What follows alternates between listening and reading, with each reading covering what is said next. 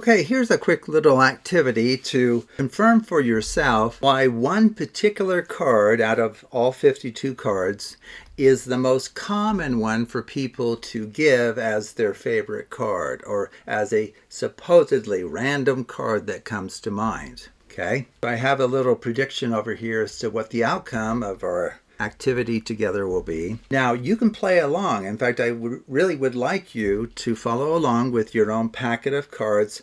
Just choose one of each suit. It doesn't have to be aces, so a club, heart, spade, diamond, and then alternate those cards in color, either red, black, or black, red. It doesn't matter. And then you just pick them up. Okay, and so what we're going to do is we're going to identify where the club card is. We're going to take that card, flip it over, and put it back where it came from. That's all we're going to do. Okay. Now from this point, we're going to randomize the cards thoroughly, as you'll see, then try to bring some semblance of order to the chaos we will create. Okay. So what we can do first off is we can move the top card to the bottom as many times as you like. Okay. We can take the top two cards, flip them over as one, and we can move, cards again to the bottom. The third action is you can flip the entire packet over and work from the other side. Okay. So you can move the top card to the bottom as many times as you like. You can take the top two cards, whatever they are, flip them over and put them back where you got them from. And then you can also flip over the packet and work from the other side. So maybe we'll move that one to the bottom, flip these two, maybe go 1, 2, 3 to the bottom, flip these two, maybe we'll flip the whole packet, move that one to the bottom, this one to the bottom, then maybe flip those two. Okay.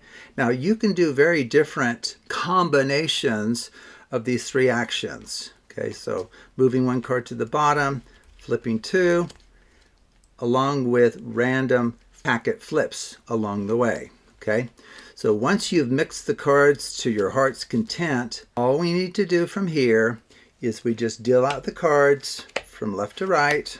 Okay, and now we give the spectator 4 choices. We can fold the cards from left to right, like you fold the pages of a book. We can fold the cards from right to left. We can take the inside cards, fold them onto the outside cards, and then randomly flip either and stack it on top of the other. Or we can take the outside cards and flip them over and set them on top of the inside cards, and then randomly flip either of those two and then random stack. Okay, so why don't we'll do a left to right, like this. In fact, maybe I'll show you all of the folding at the end just so you know what it looks like. Okay? And so what I'm claiming here is that there will be one card that stands out from the rest. Okay? One card that stands out from the rest. Well, I would say that the only card that really does stand out from the rest is this one right here, because the other 3 are all face up. So what is this card? Of course, it is the Ace of Spades. If we take a look at our written prediction here, we'll see that's exactly what I predicted would happen. Most popular card in the deck. Prove why it is, because it just stands out in any crowd in which it finds itself. Okay, so now you know why the Ace of Spades is so popular. Okay, so let me just quickly show you the other folding that you can do, just so you know what it looks like. So we're not going to go through and redo everything. So I'll just go like this. So see, I did left to right. You can do right to left. I think you can probably imagine what that looks like all the way here. So the inside out, you go like this, bring those together, and then randomly flip and stack those. Okay, so that's doing it inside out. Outside in, you'd go like that, randomly flip either one, and stack on top of the other. Okay, so those are the 4 different choices the spectator has for, quote, folding 4 cards at the end.